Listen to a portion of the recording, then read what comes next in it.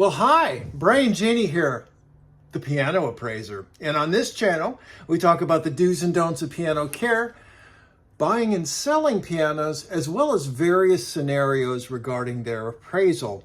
And in this particular video, we're going to talk about something that I've found in a number of conversations I've had that is a surprise to people, that pianos actually have a lifespan.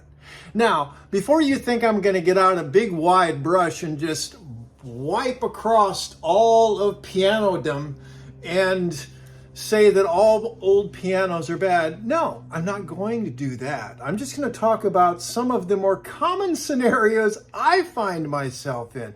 I have many older pianos, older than I am. Go ahead and guess in the comments about my age and flatter me. That are actually quite reasonable pianos because they've been well cared for.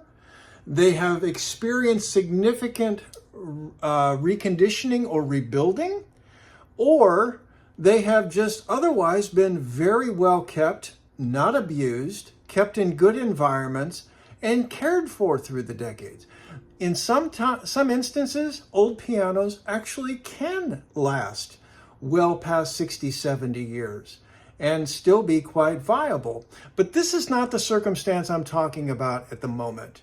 What I'm going to be discussing here is a common circumstance I come across when people hop on my website, thepianoappraiser.com. They click the little button that says engage the piano appraiser, fill in the form, and then I get a hold of them and request pictures. And then I get photographs of a very old and sometimes a little tore up or dilapidated old piano. And I think that what ends up happening is people kind of have this Antiques Roadshow reel going in their heads when they encounter or find themselves in front of or in possession of an old piano through whatever circumstance. I mean, it might be a situation where suddenly you've been told you're going to inherit the family piano from the grandparents or the parents. And that thing might have been old when they got it, who knows? But you've heard family stories about it maybe being valuable, or you are someone that just bought a house, and when you walk in, you realize they left the piano. Or you are a landlord and someone has left a piano behind in a rental, or you're an executor of an estate or a fiduciary or someone in that realm, and there's this mysterious piano that's among a person's personal effects that you have to deal with.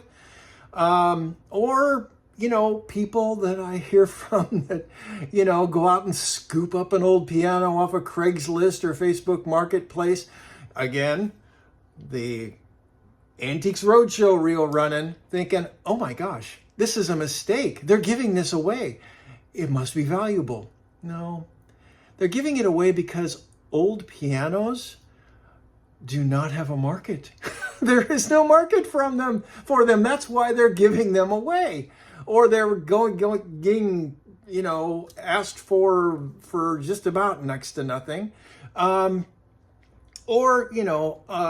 You may have as a child heard, your family talk about how the piano mover raved about the old piano, or you had a piano technician or tuner that was at your house that left you with the impression that somehow or another this old piano was somehow or another valuable.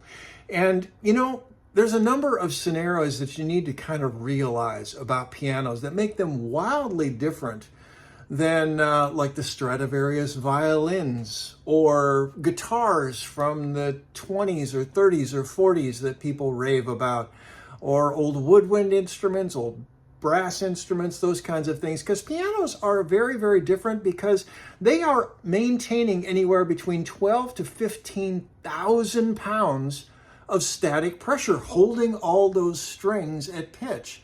And everything that's holding those strings at pitch, for the most part, or holding them, it's wood. It's wood.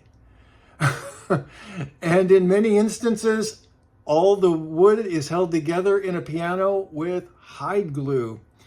And that pressure is over the top of a soundboard that is kind of like, the crown on the top of a violin. It's got a little bit of a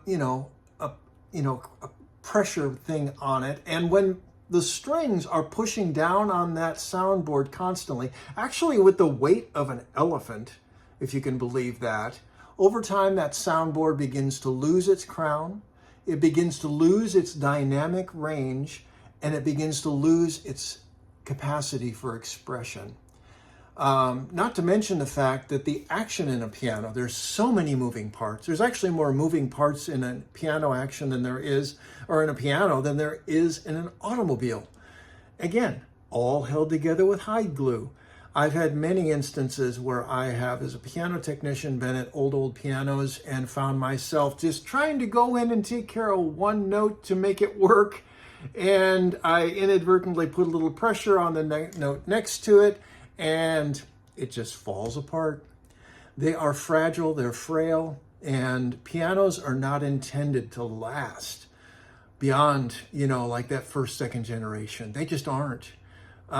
In fact, if you look at all the major current piano makers and their websites, Steinway, Yamaha, Kawai, all of them are singing the same tune about the fact that a piano that's 50 years old or older either should be rebuilt, in the case of Steinway, or when it comes to Yamaha or Kawai, they believe that it should be replaced, simply because it's just not going to be the same kind of experience playing an old piano as it is one that is newer.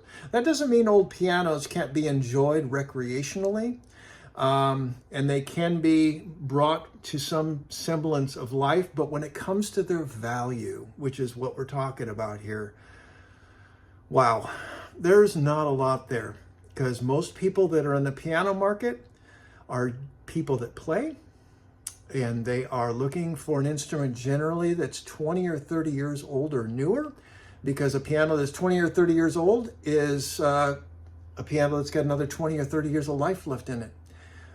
So those are the scenarios that you might want to just sort of check your excitement about old pianos. And that Antiques Roadshow reel that you constantly somehow or another think is relevant in the case of your instrument. It's not.